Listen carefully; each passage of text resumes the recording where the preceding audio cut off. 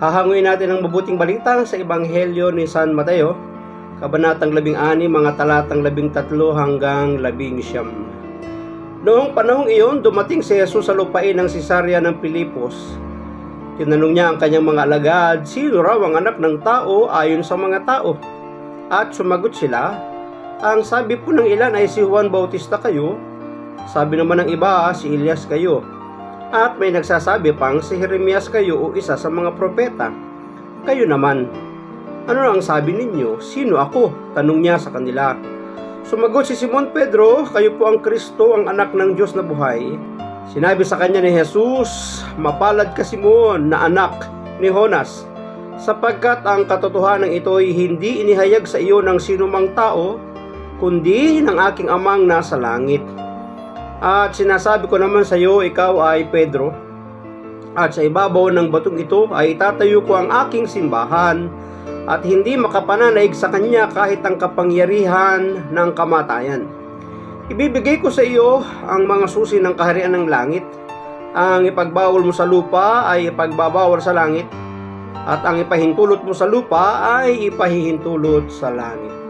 Pagpalain po ng Diyos ang pagkabasa ng kanya pong mabuting balita. Kayo naman, ano ang sabi ninyo, sino ako? Alam natin ng mga panahon na yon ay lumalaganap ang mga bagay, himala, pangangaral ng ating Panginoong Hesus. Ang kanyang kababalaghan ay pinag-uusapan kahit saang dako. Kaya't maraming nagtatanong kung sino nga ba siya, taga saan nga ba siya, ano bang meron sa kanya. Kaya kahit ang mga alagad ay kinuha niya ang atensyon, kinol niya ang atensyon kung sino siya para sa kanila. Mahalagang katanungan ito kay Pedro at ang mga kasamang alagad. Sila ang mga unang tumanggap sa mga pangangaral ni Kristo. Sila rin ang pangunahing saksi sa lahat ng kanyang ginawa, paghahayag ng Diyos, ang buong buhay ni Kristo. Wala siyang sinabi at ginawa na hindi galing sa Diyos Ama. Alam naman natin na ang misyon ni Jesus ay galing at sa kapahintulutan ng kanyang ama, at wala siyang bagay na ginagawa na hindi utos ng kanyang ama. Tulad ng isang pangkaraniwang guro na nagbibigay ng pagsusulit sa kanyang mag-aaral para malaman niya kung may natutunan ba ang mga bata.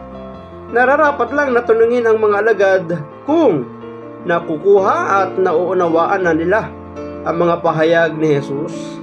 Isa rin itong pagkakataon para ipahayag ang bunga ng kanilang pagkikiniig sa ating Panginoon. Dapat talaga namang kilala nila ng lubusan kung sino ba si Jesus na kanilang sinamahan, kung sino ba si Jesus na pinag-alayan nila ng kanilang buhay, kung sino ba si Jesus na sumama at sinamahan sila at iniwan nila ang lahat ng bagay para magmisyon kasama ng ating Panginoong Jesus. Isang mapagpalang pagkakataon ang mga pagninilay nila sa loob ng maraming araw, buwan o taong kasama ang Panginoon.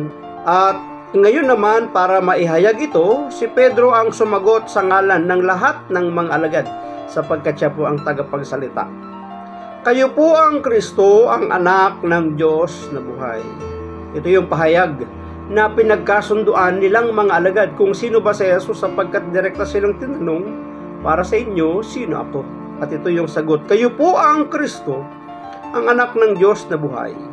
Pinagtibay ni Jesus ang kasagutan ito bilang pagpapalang nagmula mismo sa Ama. At mula dito, hinirang niya si Pedro bilang batong pagtatayuan ng iglesia, kasabay ang propesiyang hindi ito madadaig ng kapangyarihan ng kamatayan.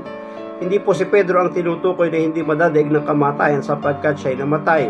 Ang tinutukoy na hindi madadaig ng kamatayan ay walang iba kundi ang iglesyang itatatag ng ating Panginoong Hesukristo, ang simbahang kanyang pinangungunahan na siya ang ulo at tayo ang katawan.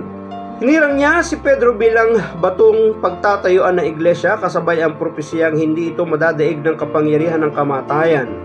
Nakasalalay ang pundasyon ng iglesia sa paninindigang si Jesus ang Mesiyas, ang anak ng Diyos na buhay. Kaya matibay po ang ating pag-asa at pananalig pananampalataya, sapagkat si Jesus ang nagtayo ng ating pong iglesyang kinabibilangan, na siya namang ating pinaglilingkuran, ang ating kapwa, at tayo naman ay ginagamit ng ating Panginoon. Kaya meron po tayong matibay na maaasahan sa ating Panginoon. Kaya tinatanong din tayo ni Jesus, ito'y habol sa atin, sino ba si Jesus para sa iyo? sa panahong ito na ikaw ay naglilingkod? Buhay pa ba ang pundasyong itinatag ng ating Panginoon sa ating mga buhay? Maraming salamat at pagpalain po tayo ng ating Panginoon. Ang akin lamang palaging sambit, I love you with the love of the Lord. Bye-bye and bye-bye.